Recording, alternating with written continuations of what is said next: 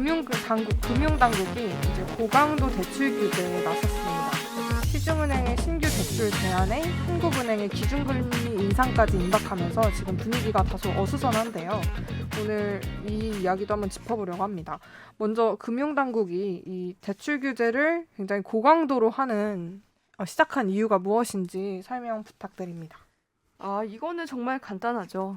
너무 가계부채가 너무 많이 최근에 폭발했기 때문에 여기에 대해서 이게 사실 가계부채는 시한폭탄이라고 불릴 만큼 위험하거든요. 이거를 갚지 못하게 되면 사람들 다 신용불량자로 내앉게 되잖아요. 네. 예를 들어서 예전에 미국의 생각이 안 나죠. 서브프라임 모기지? 그렇죠. 똑똑하네요. 서브프라임 모기지 사태 때도 네네. 집 대출을 사람들이 갚지 못해서 그게 갑자기 폭탄처럼 터진 거잖아요. 네. 근데 우리나라도 가계부채가 최근에 굉장히 많이 올랐습니다. 작년에 1,600조 원이었는데 올해 1,700조 원까지. 그래서 이제 은행들을 통해서 간접적으로 너네 대출 해주지 마라라고 간접적으로 이제 지시를 내렸는데 그럼에도 불구하고 은행 시중은행 대출을 막으면 사람들이 다른 대출로 옮겨가고 이러면서 가계 대출이 줄어들지 않고 있는 상황인 거예요. 그래서 이번에 정부가 지난 4월에 가계 대출 총량제라는 걸 도입을 했습니다. 네, 그게 그래서 뭐죠? 작년과 이제 비교를 해가지고 너네 은행에서 가계 대출 증가율이 최대 6% 넘지 않게 조절을 하라라는 거예요. 네. 각 은행마다 네. 정해줬어. 너네 각 은행마다 농협, 제일은행, 하나은행에서 다 6% 이상 넘으면 안 되니까 이거 조절해라. 그랬는데 최근에 농협은행이 7%가 된 거예요. 살짝 그래서, 넘은 거네요. 그렇죠. 그래서 농협이 앞으로 주담대 대출은 중단하겠다라고 발표했고 이게 얼마 전부터 시작이 되고 있습니다. 그런데 다른 은행도 사실 이 6% 기준 넘지는 않았어요. 그런데 이제 금융당국의 이 대출 관리 방안에 좀 협조하자 이런 차원에서 일부 대출 취급을 줄이고 있고요. 또 신용대출 같은 경우는 원래는 1억 원 넘을 때는 자기 연봉의 2배까지 대출을 해줬거든요. 네. 그러니까 만약에 내 연봉이 1억 원이면 2억 2억 원까지 원까지. 대출을 해줬습니다. 근데 이것도 그냥 자기 연봉 한도까지 줄이라고 정부의 지침이 내려왔어요. 그러면 1억 그렇죠. 2억 원 받을 수 있던 사람이 1억 1억 원 원밖에 못 미만으로. 받게 되는 거죠. 근데 이게 지금 제가 정확히 확인은 안 됐지만 네. 갱신을 하는 사람들한테도 신규 대출은 당연히 안 되고요. 이 신용대출을 갱신하는 사람들한테도 한도를 축소하고 이자를 올리겠다라고 나온대요. 너무 어려워지겠네요, 이제. 네. 그럼 쉽지 않은 대출 있는 일인데. 분들은 좀 갚아야 되는 상황. 그렇죠. 일부를 갚아야 되는 상황이 올 수도 있습니다. 1,800조면은 많이 늘긴 했네요. 이게 한 3년 전만 해도 1,100조, 1,200조 했던 건데 굉장히 네. 단기간에 많이 오른 거는 맞는 것 같고요. 네. 이게 오른 이유는 코로나19로 인한 영향이 좀 이게 참 있어 되게 보이는데. 네. 이유가 다양한 것 같아요. 아. 그러니까 정말 주식 투자하시는 분들도 있고요. 네. 아니면 부동산 가격이 너무 올랐기 때문에 실수요자라고 하더라도 부동산 사려면 대출을 정말 영끌에서 다 받아야 합니다. 그쵸. 그렇죠. 네. 예, 집을 사는 사람들도 예전보다는 대출을 많이 받아야 네. 되고 전세값이 올랐기 때문에 사실 전세 대출도 그것도 다 가계니까요. 그렇죠. 그리고 말씀하신 대로 코로나의 영향도 그죠. 자영업자들 혹은 네. 저소득층들 이런 분들이 이제 신용대출이라든가 이런 걸로 네. 이제 또 그 영향도 있대요. 이번에 공모주 하고 뭐하고 하면서 증거금 필요하니까 네. 그것 때문에 신용대출이 또 그렇게 많이 늘었다고. 맞아요. 꼭 그렇게 공모주 청약, 대형 공모주 청약 시작할 때 신용대출 확 오릅니다. 근데 사실 국민들 입장에서는 나는 그냥 집을 한 채 사고 싶었을 뿐인데 네. 그 집을 사려니 대출이 필요한 거고 그런데 나라에서 이렇게 대출을 못하게 막는 거는 그럼 집도 사지 말라는 거냐. 집값은 내가 올리고 싶어서 올라간 것도 아닌데 라고 주장하시는 분들도 불만을 갖고 계시는 분들 굉장히 많고요. 근데 신혼부부 같은 경우는 이제 내 집 마련해서 네. 결혼하려고 하는데 지금 그것도 불가능해졌다라고 이제 그런 상황을 힘들어하시는 분들이 굉장히 많더라고요. 그게 집값 부동산과 대출의 상관관계가 인과관계가 이렇게 어느 한쪽으로만 가는 것 같지는 않아요. 그러니까 네. 집값이 올랐기 때문에 대출을 더 많이 받아야 하는 상황이 있고 네. 대출을 많이 해줬기 때문에 집값이 올라간 측면이 있고 그 두 가지가 다 영향이 있습니다. 그런데 이거를 이제 대출을 조여서 막겠다라고 이게 대출을 굉장히 몇 년 전부터 계속 조이고 있거든요. 이게 네. 부동산 대책 나올 때마다 계속 조금씩 계속 더 조이고 있는데 네. 집값이 잡히지는 않았죠. 네. 그게 지금 같은 상황은 그래서 대출이 총량도 묶여 있고 또 본인 소득에 의해서도 묶여 있고 그렇죠. 그래서 이게 본인이 월급을 받고 갚아나가면서 집을 살 수 있는 기회가 사실 지금 굉장히 많이 줄었어요. 되게 힘들어졌어요, 이게.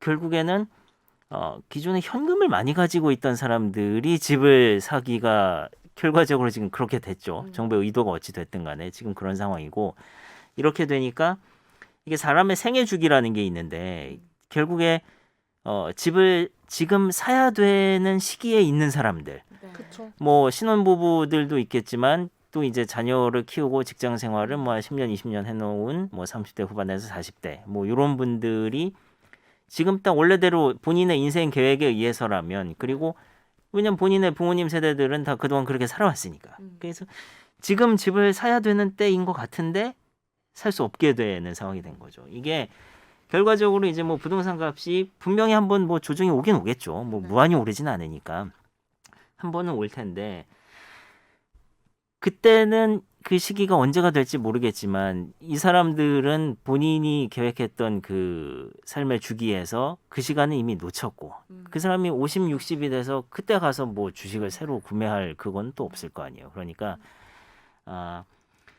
물론 이 정책을 피는 정부의 입장에서는 뭐 이렇게 거시적으로 보면 큰 사이클이 있고 뭐 가계부채 총량을 관리하고 뭐 하고 하지만 그 과정에서 네. 분명히 피해라면 이제 피해를 보게 되는 계층들이 상당히 좀 발생을 하고 있죠. 네. 예.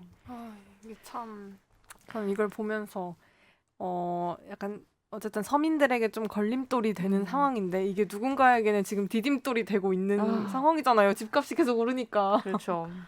참 씁쓸하고 이런 상황에서도 네, 신고가는 계속 그렇더라고요. 나오더라고요. 어떤 거요? 신고가.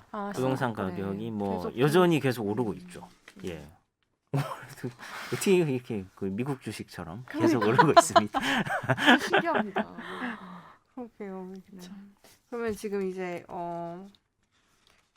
대출 규제로 인해 좀 발생할 수 있는 부작용들은 좀 어떤 것들이 있을까요? 앞에서 말씀드린 대로 네. 대출을 못하게 하면 이제 정말로 나 코로나 때문에 생계가 힘든 분들 대출을 못 받아서 이제 파산하는 상황이 줄줄이 생길 수 있고요. 그다음에 아파트 사고 싶은데 못 사시는 분들. 근데 이게 가장 큰 문제는 뭐 예를 들어서 이미 이제 대출이 나올 걸 염두에 두고 계약을 다 하셨어요. 네. 이제 그리고 주담대는 사실 잔금 뭐 한두 달 전에 대출을 받거든요. 잘 아시죠, 선배? 네. 이걸 미리 받아놓을 수가 없어요. 계약서도 있어야 되고 그렇기 때문에. 뭐 이분들은 지금 계약서 다 써놓고 나는 그 정도의 대출을 받을 줄 알고서는 잔금 날만 기다리고 있는데 갑자기 이렇게 주담대를 막아놓으면 이 앞에 자기가 계약금 냈던 거 네. 그냥 아무것도 받지 못하고 계약이 파기되는 상황이 될 수도 있거든요. 이런 분들이 가장 안타깝죠. 그리고 이제 빚을 갚지 못해서 신용불량자 되시는 분들도 많을 거고 네. 이 증시와 어떤 연관이 있냐고 하면 주가가 오르는데도 상당히 어렵지 않을까, 악영향을 미치지 않을까라는 생각이 듭니다.